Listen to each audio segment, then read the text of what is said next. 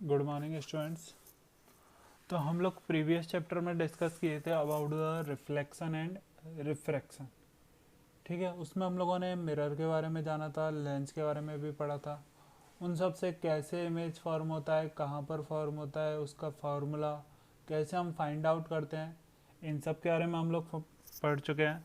तो आज की क्लास में हम लोग नया चैप्टर स्टार्ट करने वाले हैं और नया चैप्टर है human I and colourful world. Human I and colourful world.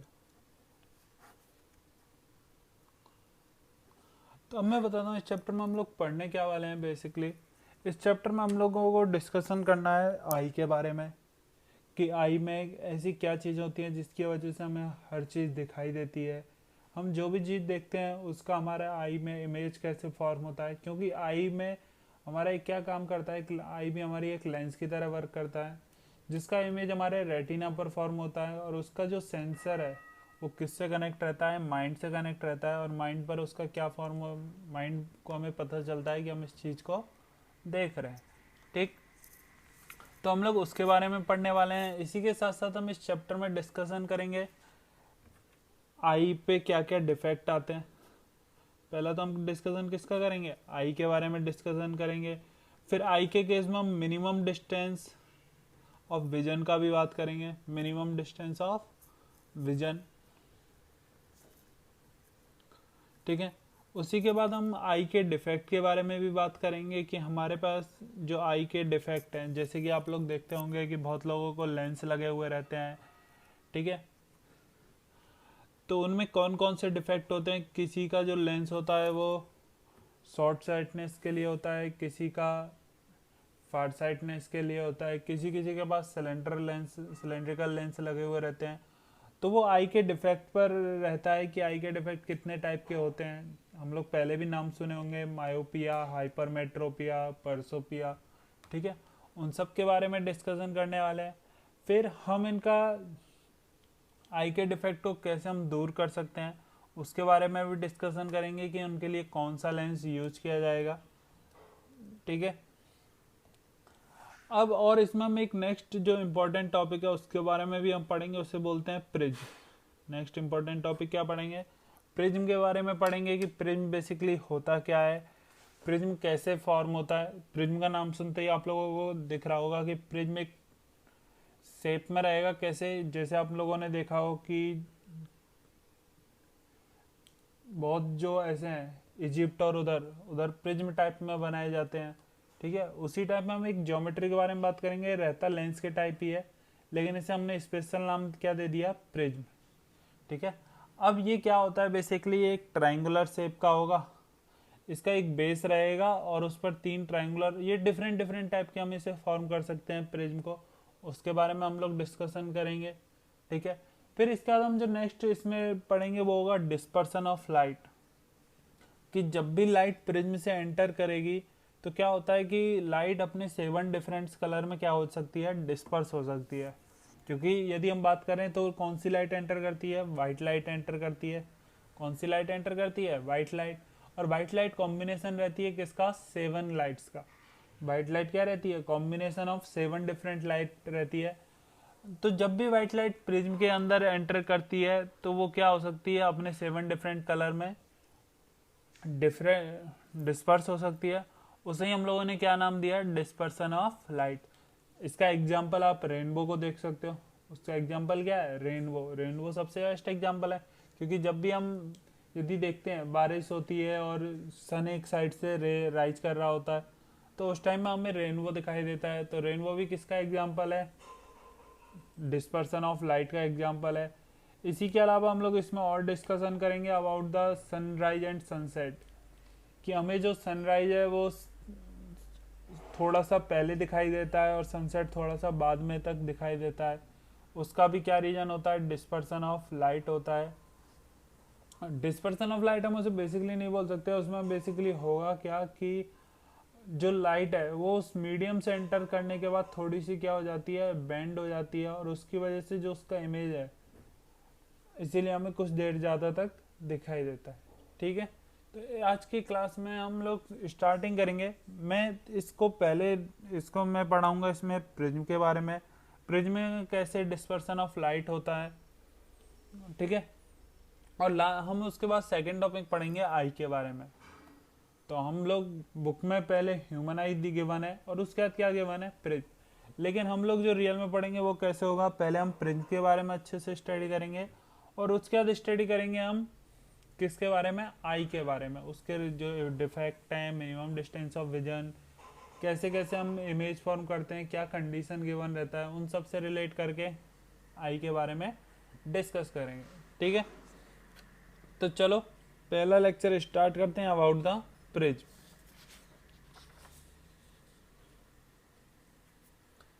Prism क्या है, एक ज्योमेट्रिकल कॉम्बिनेशन है। इसे मैं डायरेक्ट क्या बोल सकता हूँ, combination of different glass slab, combination of different glass slab, ठीक है। अब combination of different glass slab में यदि मैं आपको बताऊं तो आप लोगों ने प्रिज्म देखा होगा, देखो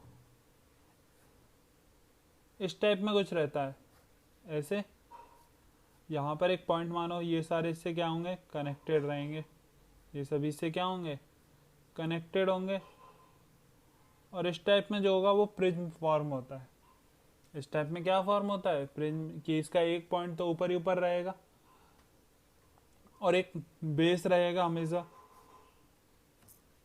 तो ये क्या हो गया, प्रिज्म का नॉर्मल फॉर्म है। यदि हम इसको 3D में देखें, यदि हम इसको किस में देखें, 3D में देखें, तो एक पहले क्या रहेगा, डाउनवर्ड डायरेक्शन में रेक्टेंगुलर फेस रहेगा और उसको किससे कनेक्ट किया रहेगा, ट्रायंगुलर फेस से। उसको किससे कनेक्ट किया रहेगा, ट्रायंगुलर फेस से। सभी साइड से जो सभी कॉर्नर है उन सबसे हम इसको क्या कर देते हैं, कनेक्ट कर देते हैं। जैसा कि मैंने एग्जाम्पल बताया किसका, इजिप्ट में। इजिप्ट में क्या होता है, मम्मी को रखने के लिए इसी का यूज किया जाता है, देखा होगा बहुत सारी मूवियों में, ठीक है। तो ये क्या हो गया, एक प्रिज्म हो गया। तो प्रिज्म बहुत टाइप के हो सकते हैं, रेक्टेंगुलर, पेंटागन टाइप में, हेक्सागन टाइप में। तो हम जो जनरली पढ़ते हैं वो है रेक्टेंगुलर बेस और जिसका फेस कैसा रहेगा, ट्रायंगुलर। तो जनरली कौन सा प्रिज्म यूज किया जाता है, generally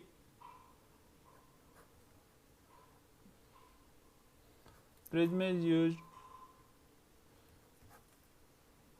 which is having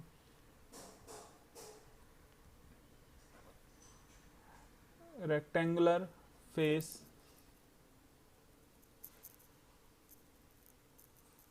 with and triangular face। उसमें कौन कौन से फेस रहेंगे, रेक्टेंगुलर और ट्रायंगुलर, ठीक है। तो प्रिज्म बहुत टाइप के हो सकते हैं, पेंटागन में भी हो सकते हैं, हेक्सागन टाइप में भी हो सकते हैं। तो हम लोग जो जनरली पढ़ने वाले हैं वो कैसा रहेगा, उसमें डाउनवर्ड वाला जो बेस है वो तो कैसा रहेगा, रेक्टेंगुलर फेस रहेगा और उसका जो अपर पॉइंट कनेक्टेड होंगे एक पॉइंट से, वो सब किस में रहेंगे, ट्रायंगुलर फेस में रहेंगे, ठीक है। तो यदि अब हम बात करते हैं प्रिज्म की, तो ये यदि हम प्रिज्म का टॉप व्यू देखें, टॉप व्यू मतलब कैसे, कि यदि हम उस प्रिज्म को ऊपर से देखते हैं, उस प्रिज्म को हम कहाँ से देखते हैं, ऊपर से देखते हैं, तो हमें सिर्फ क्या दिखाई देगा, ये पार्ट दिखाई देगा। हमें सिर्फ कौन सा पार्ट दिखाई देगा, ए, इसे ई बोलना, ठीक है। हमें कौन सा पार्ट दिखाई देगा, सिर्फ ए बी सी डी। हमें कौन सा पार्ट दिखाई देगा, A B C D part दिखाई देगा। तो टॉप व्यू मतलब क्या हो गया, हम उसे ऊपर से देख रहे हैं। टॉप व्यू मतलब क्या हो गया, हम उसे ऊपर से देख रहे हैं। और यदि हम किसका बात करते हैं, फ्रंट व्यू का, यदि हम किसका बात करते हैं, फ्रंट व्यू का, तो यदि मैं इस प्रिज्म को फ्रंट से देख रहा हूं तो क्या मुझे सिर्फ यही वाला दिखाई देगा, मुझे सिर्फ ई सी डी दिखाई देगा। तो मुझे ये किसकी तरह लगेगा, ट्राइंगल की तरह। मुझे किसकी तरह लगेगा, ट्राइंगल की तरह लगेगा। तो हम हमेशा कौन सा व्यू देखते हैं, हमेशा फ्रंट व्यू। हम टॉप व्यू नहीं देखते, हम हमेशा कौन सा व्यू देखते हैं, फ्रंट व्यू।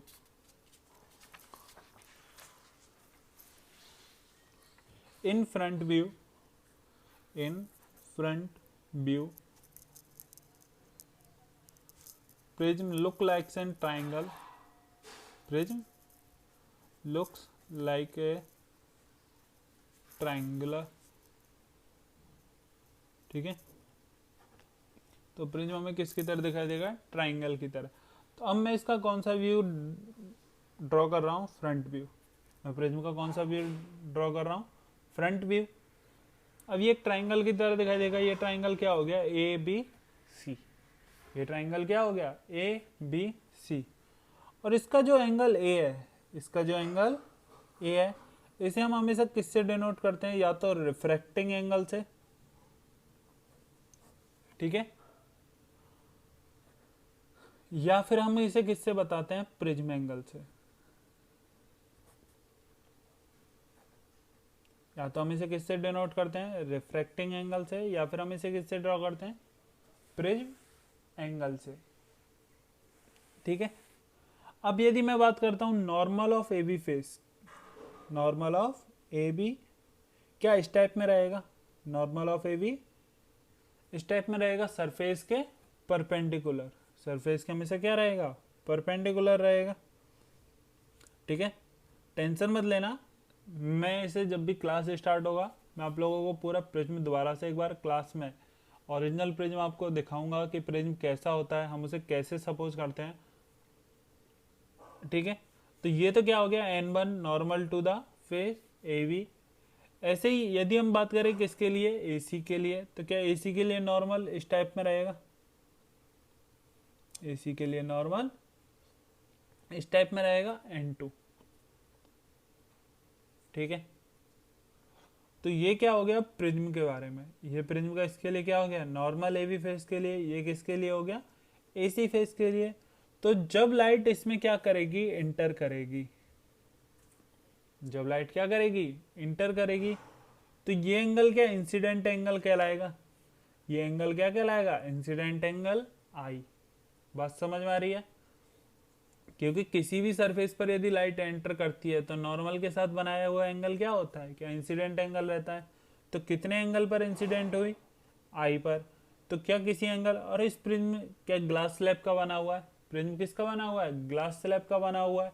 तो डिफरेंट डिफरेंट टाइप के प्रिज्म होते हैं, निकोल प्रिज्म होता है, ठीक है, हम लोग जनरली निकोल प्रिज्म यूज करते हैं, और भी टाइप के प्रिज्म होते हैं। तो यदि ये किसी भी एंगल पर इंसिडेंट होगी, वो एंगल को हम लोगों ने क्या मान लिया, आई। तो क्या ये किसी एंगल पर रिफ्रैक्ट भी होगी, ये किसी एंगल पर क्या होगी, रिफ्रैक्ट भी होगी। तो जब ये रिफ्रैक्ट होगी तो उस एंगल को हम क्या नाम देंगे, आर, उस एंगल को हम क्या नाम देंगे, आर नाम देंगे। इसे मैं क्या मान लेता हूं, R1, इसे मैंने क्या मान लिया, R1 मान लिया, ठीक है। अब क्या ये इसके बाद AC फेज पर जाएगी, अब ये इसके बाद इस मीडियम में क्या करेगी, ट्रेवल करेगी, और लास्ट में कहां पर पहुंचेगी, क्या AC पर, लास्ट में कहां पर पहुंचेगी, AC पर। इसे जाना तो कहां चाहिए था, स्ट्रेट, लेकिन प्रिज्म होने की वजह से क्या ये अपने पास से डेविएट हो गई, ये अपने पास से क्या हो गई, डेविएट, और कुछ इस टाइप में चली गई, और कुछ इस टाइप में चली गई।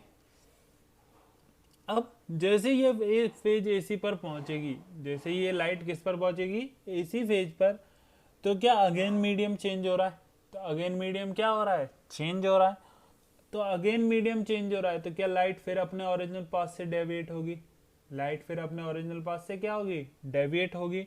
और हम सपोज करते हैं इस एंगल को हम क्या मान लेते हैं, R2, इस एंगल को हम क्या मान लेते हैं, R2, ठीक है। मैंने R1 R2 इसीलिए माना है क्योंकि ये दोनों किसके अंदर है, प्रिज्म के अंदर है। तो ये किसी R2 एंगल पर क्या हुई, AC फेज पर इंसिडेंट हुई। तो R2 एंगल क्या होगा, the angle formed between, R2 angle क्या होगा, the angle formed between AC and, sorry, normal of the AC and incident ray between AC, ठीक है, यही होगा। अब यदि ये R2 एंगल पर इंसिडेंट होगी तो किसी और एंगल, उसे हम क्या मानते हैं, E, किसी और एंगल उसे हमने क्या माना, E पर क्या होगी, इमर्ज करेगी। तो हम लोगों ने 4 एंगल इसमें सपोज किए, पहला कौन सा था, I, दूसरा कौन सा है, R1, तीसरा कौन सा है, R2, और चौथा कौन सा है, E, ठीक है। तो I क्या हुआ, incident angle,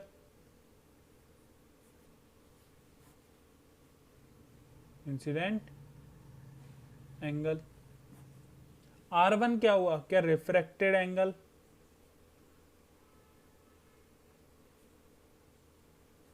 refracted angle on A B, ठीक है, refracted angle on A B.